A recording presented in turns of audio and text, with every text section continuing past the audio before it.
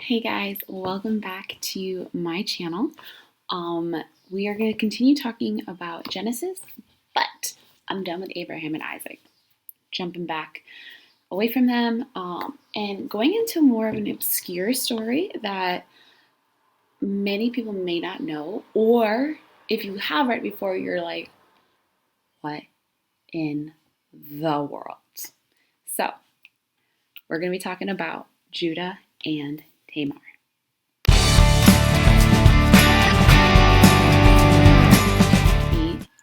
And you have read through the Bible at one point or just read through Genesis, you came across Genesis chapter 38.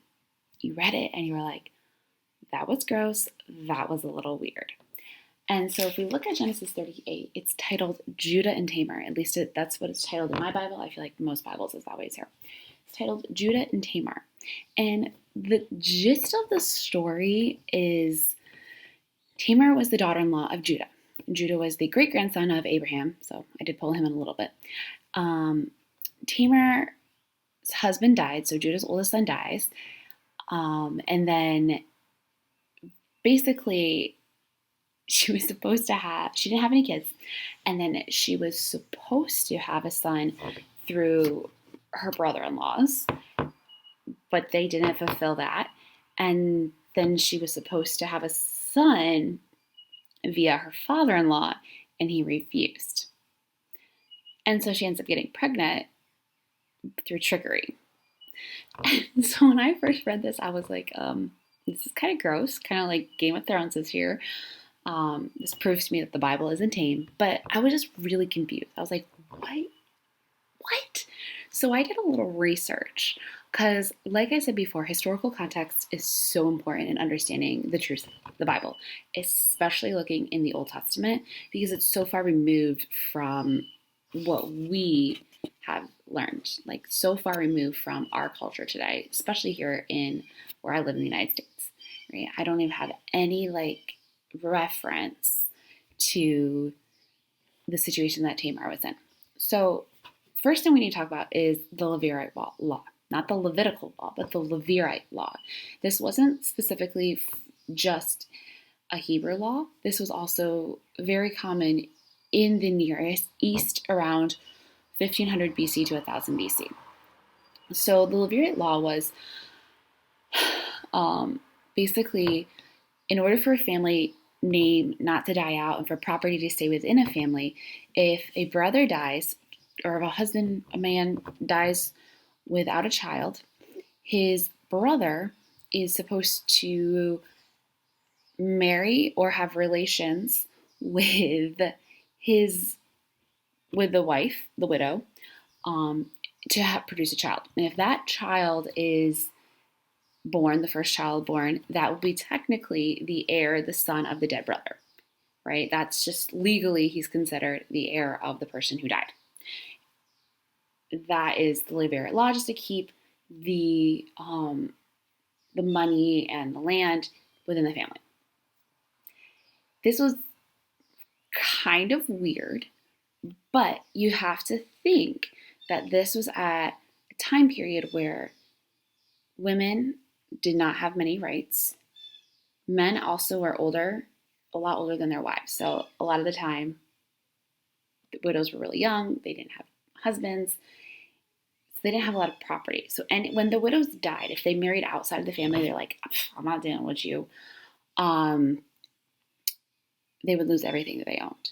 So in order to keep any possessions, they would have to marry within the family.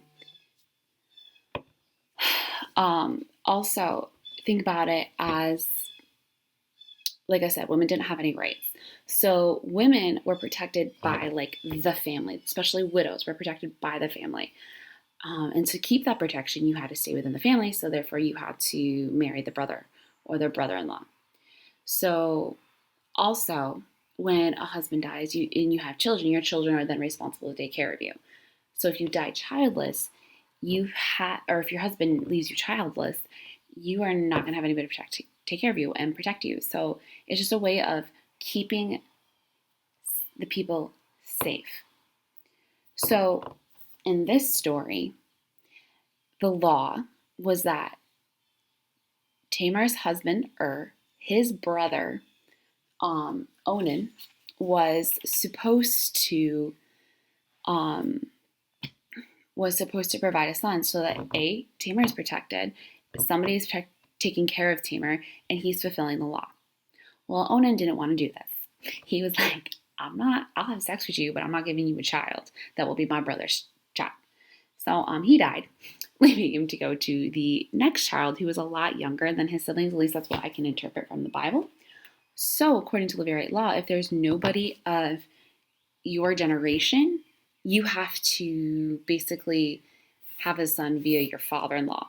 If your father-in-law is dead, via your father-in-law's brother, right? So it just, like I said, this is so far removed from our concept here in the 3,000 years later. But that's just what this Bible is. This chapter is referencing, right? So Tamar, she is being wronged, right? She's not being promiscuous in here. She's being wronged, right? She was supposed to have a son through her brother-in-laws and through her father-in-law, but her father-in-law refused. So she's trying to make him fulfill his duty, trying to uphold the law. So when he goes out into his little shepherd place, she's like, you know what? I'm going to trick you to keep him fulfilling the law. I don't condone trickery, but this is what she did. And so she gets all dressed up like a prostitute, and Judah, being Judah, decides to have sex with her. And doesn't realize it's his daughter-in-law because I guess she kept her face covered. And eventually, months later, somebody comes up to Judah's like, dude, your daughter-in-law is pregnant. And he's like, that's wrong. Let's kill her. Let's stone her, basically. Like, this is wrong. And like, basically asks, who is the father of your child? And she sends him back a seal that he had given her to identify him.